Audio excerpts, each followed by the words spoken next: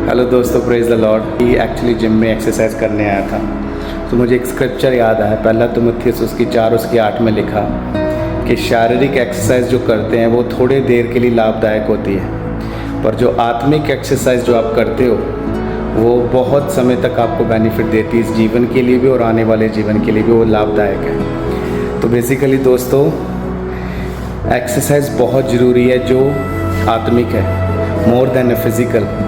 क्योंकि एक इंसान अगर आत्मिक तौर पे ताकतवर नहीं है तो हो सकता है वो आत्मा में कमज़ोर होने के कारण शरीर में भी कमज़ोर हो।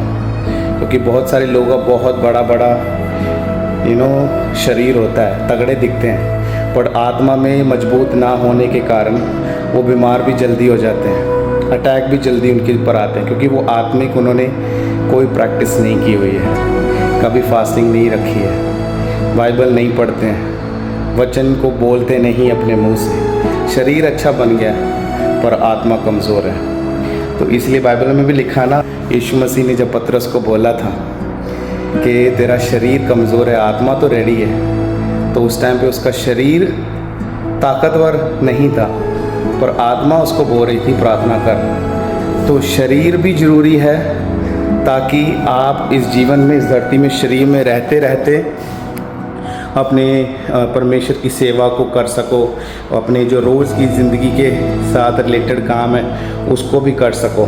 तो दोनों चीज़ें इम्पॉर्टेंट हैं। एक्सरसाइज आत्मिक भी ज़रूरी है और शारीरिक भी है, पर जो आत्मिक जो एक्सरसाइज है उसके ज़्यादा बेनिफिट है इस धरती पे भी और आने वाले जीवन में भी। तो एक्सरसाइज ज़रूर करो, शारीरिक भी करो और आत्मिक भी करो, पर प्रैक्टिस ज़रूर करो। वही आपकी सारी चीज़ों को टुगेदर स्ट्रॉन्ग बना के रखेगी। अच्छी सेहत, अच्छी पर्सनैलिटी आपको परमेश्वर के काम करने के लिए, अच्छा जीवन जीने के लिए और आनंद में रहने के लिए आपको बना के रखेगी। वो सप्लाई जो है वो आत्मिक लाइफ से आती है, याद रखो, प्रार्थना से, वचन पढ़ने से और परमेश्वर की प्रेजेंस में हमेशा रहने से।